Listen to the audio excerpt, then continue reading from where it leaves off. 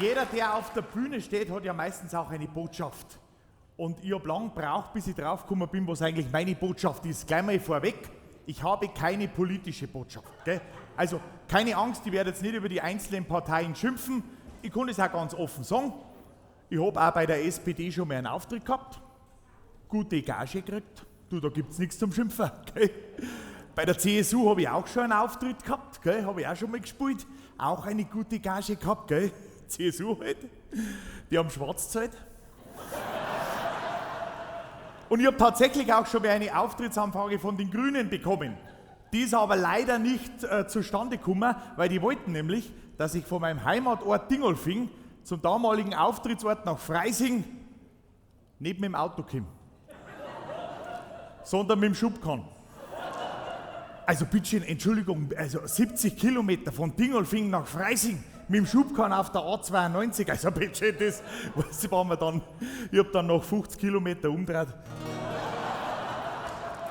Weil es mir zu blöd war. Und auf dem Heimweg bin ich dann endlich auf meine Botschaft gestoßen.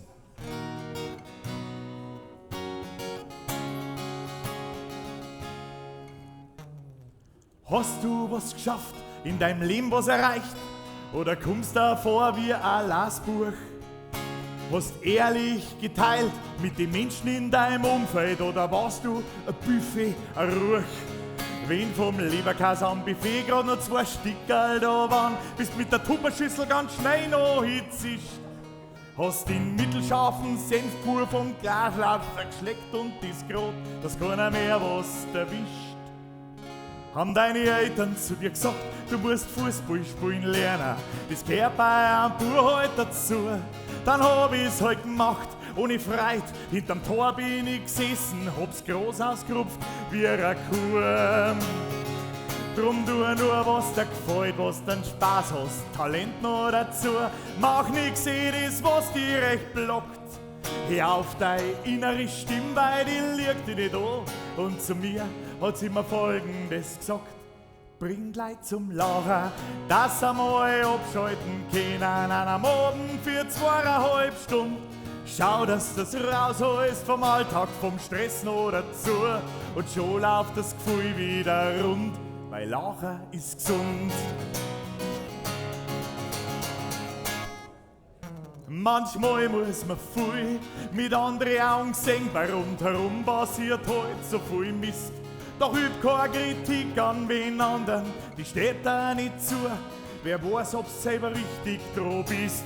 So wie dein Nachbar, der schimpft über falsche Ernährung und schirmt sich 2 Big Mac ins Mai.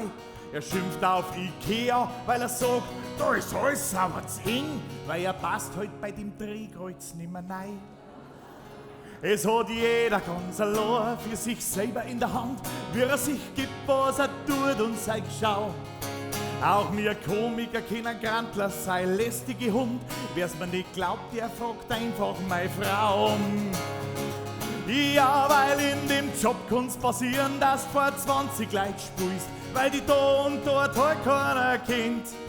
Meine Erfahrung hat mir gezeigt, dass das auch schön sein kann, weil dafür gibt mir zum Schluss jeder hin. Drum bringt Leid zum Lachen, dass sie mal abschalten können an einem Abend für 2,5 Stunden. Schimpf nicht über Politik, über Krieg, das will keiner hören. Die Leute kommen aus einem ganz anderen Grund. Lachen ist gesund.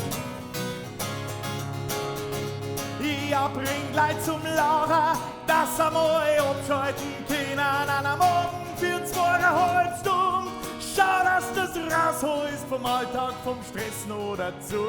Und schon läuft das Gefühl wieder rund, weil Lachen ist gesund. Lachen ist gesund. Wir sind die Brettelspitzen. Bei uns gibt es Satire, Kabarett, Wirtshauslieder, Couplets, Szenen, Sketche und vor allem uns alle miteinander aus der Brettelspitzenfamilie. Mehr gibt's dort unten.